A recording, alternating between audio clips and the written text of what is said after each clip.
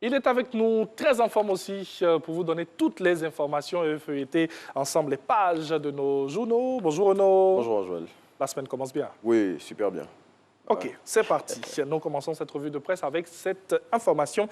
Crise énergétique en Côte d'Ivoire, la situation en voie de normalisation. Oui, c'est ce qu'indique le matin, selon le confrère, les dispositions prises par le gouvernement pour permettre aux populations de moins ressentir les effets de cette situation sont en train de produire de bons résultats. Le matin revient aussi dans sa parution de ce jour sur les investissements réalisés dans le secteur énergétique par le président Alassane Ouattara.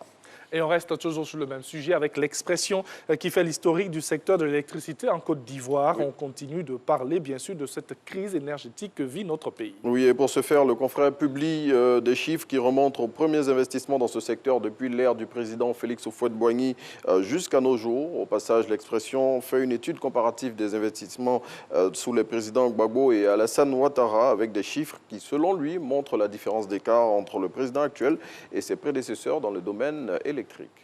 Un autre sujet qui fait plaisir, le Premier ministre a regagné Abidjan le vendredi dernier. Oui, Patrick Hachi est rentré de la France où il s'était rendu pour un contrôle médical. À son arrivée, le chef du gouvernement, selon l'intelligent d'Abidjan, a indiqué que tout allait bien et qu'il revenait pour reprendre le travail là où il avait laissé. Et on parle maintenant politique. On s'intéresse au PDCI RDA, en particulier à Maurice Kakou Gikawe, dont les pouvoirs ont été renforcés. Le secrétaire exécutif du PDCI RDA a été nommé conseiller spécial du président de ce parti. Il s'agit d'Henri Konan Bédié et il est en charge du comité politique. Avec cette nomination, donc, qu'il cumule avec son poste de secrétaire exécutif en chef. Le numéro 2 du vieux parti reprend en main la direction des opérations du navire PDCI et revient au premier plan après une période de turbulence selon le nouveau réveil. La suite avec l'Inter, à qui le représentant de l'Union européenne en Côte d'Ivoire a accordé une interview. Oui, dans cet entretien, Jobst von Kirchmann revient sur les 60 années de coopération entre la Côte d'Ivoire et l'institution qu'il dirige. Et il en dévoile aussi les nouveaux axes et souligne que les rapports entre les 27 pays de l'Union européenne et la Côte d'Ivoire ont toujours été équilibrés. Et on continue de parler de coopération, et cette fois-ci entre la Côte d'Ivoire et les institutions de Bretton Woods. Oui, tout à fait. Le Fonds monétaire international et la Banque mondiale s'engagent à soutenir la Côte d'Ivoire pour l'aider à relancer son économie après la Covid-19. C'est ce qu'a indiqué Mme Christina Georgieva, directrice générale du FMI, lors de l'entretien qu'elle a eu hier à Paris avec le président Alassane Ouattara, qui séjourne depuis ce samedi 15 mai dans la capitale française, où il va prendre part demain au sommet sur le financement des économies africaines selon Fraternité Matin.